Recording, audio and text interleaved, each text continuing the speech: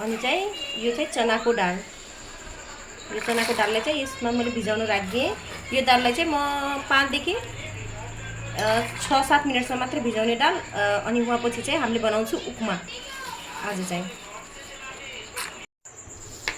Guys पहिला चाहिँ प्याज काट्नुपर्छ। प्याजलाई हामी मसिनो गरी काट्ने हौँ। गाइस आज चाहिँ हाम्रो टिकापुरको यो क्लाइमेट एकदमै राम्रो छ। हेर्नुहोस् गाइस, एकदम मजाको क्लाइमेट, एकदमै राम्रो, पानी पर्ने जस्तै छ, राम्रो क्लाइमेट छ गाइस। यसमा चाहिँ म यो लाईको गेडाहरू हालिरहेछौँ बुट्नेको लागि चाहिँ।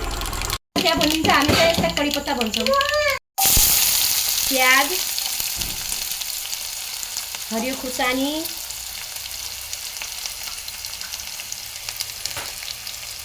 मजाले ब्राउन हुँदासम्म चाहिँ हजुरहरूले बुझ्नु होला गाइस।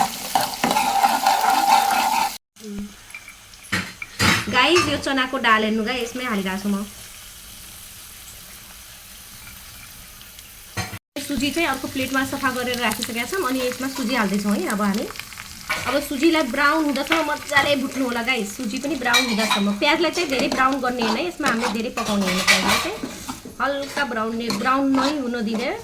अब चाहिँ सुजीलाई चाहिँ ब्राउन हुँदासम्म भुट्नुपर्छ है हामीले गाइस। हेर्नुहोस् हाम्रो सुजी चाहिँ ब्राउन भइसकेको छ मजाले। अब चाहिँ यसमा चाहिँ हामी अरू चिज हाल्दै जान्छौँ। यसमा चाहिँ आफ्नो स्वाद अनुसार नुन हाल्नु होला हजुर।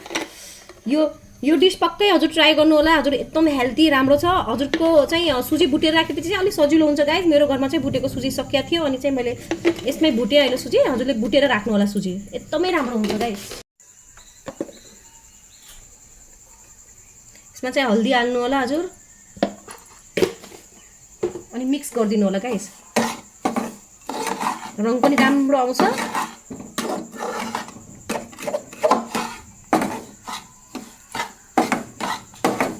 अनि चाहिँ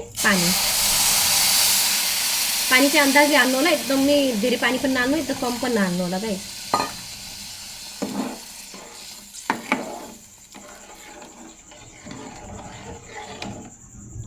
यसलाई चाहिँ 2-4 मिनटको लागि चाहिँ यसरी गप्प ढाकिदिनु होला गाइस। यो चाहिँ अब यसलाई चाहिँ मैले अलि फास्ट आँचमा चाहिँ यसलाई गर्दैछौँ।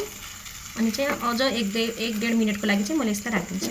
हाम्रो च्यानललाई लाइक, कमेन्ट, सब्सक्राइब गरिदिनु होला गाइस। हजुरहरूले चाहिँ मलाई सल्लाह सुझाउ पनि दिनु होला गाइस। उपमा एकदम हेल्दी राम्रो डिस हो। हजुरहरू सबैजनाले ट्राई गर्नु होला आफ्नो आफ्नो घरमा। शुभ दिन।